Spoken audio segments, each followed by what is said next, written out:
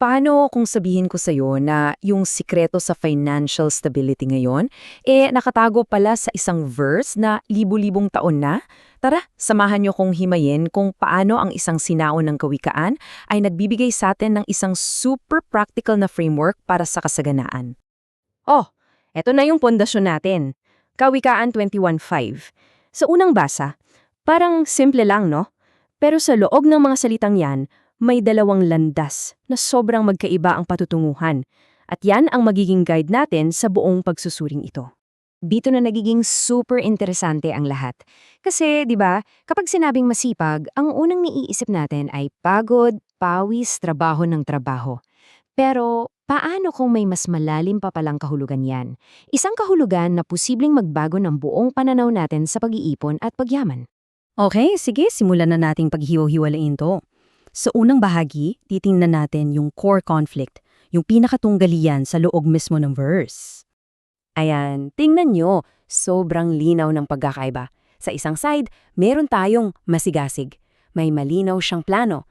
At ang resulta, kasaganaan. Sa kabilang side naman, yung nagmamadali. Bara-bara lang, padalos-dalos ang kilos, na nauuwi sa kahirapan.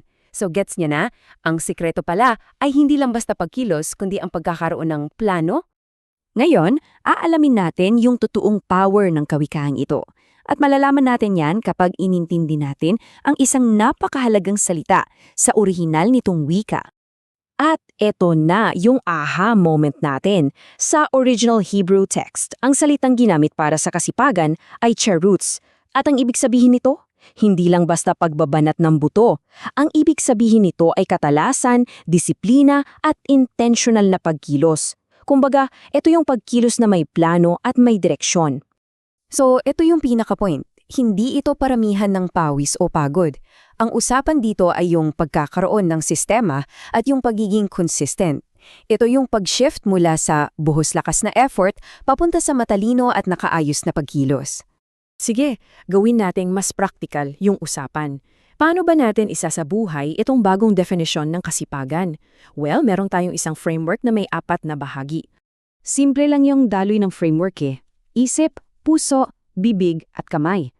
Nagsisimula lahat sa pag-iisip, tapos sa commitment ng puso, pinapalakas ng salita at sa huli, ginagawa ng kamay. Magkakakonekta yan lahat. Okay, first step, ang isip. Dito talaga nagsisimula ang lahat Kailangan sobrang linaw ng mga plano mo. Ano ba yung budget mo, ano yung vision mo sa future, at ano yung sistema na susundin mo para maabot yun. Clarity, yan ang pundasyon.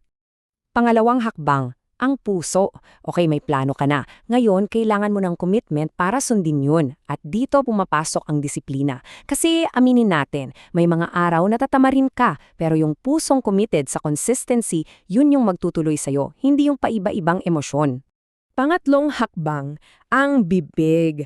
Alam nyo, may kapangyarihan sa mga sinasabi natin. Kapag sinasabi mo ng malakas ang mga intensyon mo, tulad ng nagtatayo ako ng may disiplina, pinapatibay mo yung commitment mo sa isip at puso. Ina-align mo yung salita mo sa plano mo.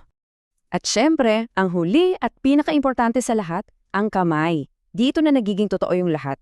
Kasi yung plano, yung commitment at yung sinasabi mo, wala ring silbi kung walang aksyon. Pero hindi kailangan na manalaking hakbang agad ha. Ang mahalaga yung maliliit pero consistent na kilos, araw-araw. Ngayon, i-connect na natin lahat ng dots. May isang fundamental truth na nagbubuklod sa lahat ng konseptong pinag-usapan natin. At ito yung pinaka-summary ng lahat. Ang totoong yaman o kasaganaan, hindi yan parang nanalo ka sa loto. Resulta yan ng isang proseso. Isang structured na proseso na inuulit-ulit mo. Yung pang-araw-araw na disiplina, yan ang nagtatayo ng pangmatagalang yaman. So para mabilis nating matandaan, una, baguhin natin yung definition ng kasipagan. Ito ay maayos na pagkilos. Pangalawa, gamitin yung 4 na bahaging framework. Pangatlo, mas importante ang consistency kesa sa intensity. At pang-4, magtiwala ka lang sa proseso ng maliliit pero paulit-ulit na hakbang. At para tapusin itong ating pagsusuri, iiwan ko kayo ng isang tanong. Base sa lahat ng napag-usapan natin, ano yung isang maliit pero disiplinadong aksyon na sisimulan mong ulit-ulitin araw-araw simula ngayon? Dahil dyan mismo nagsisimula ang lahat.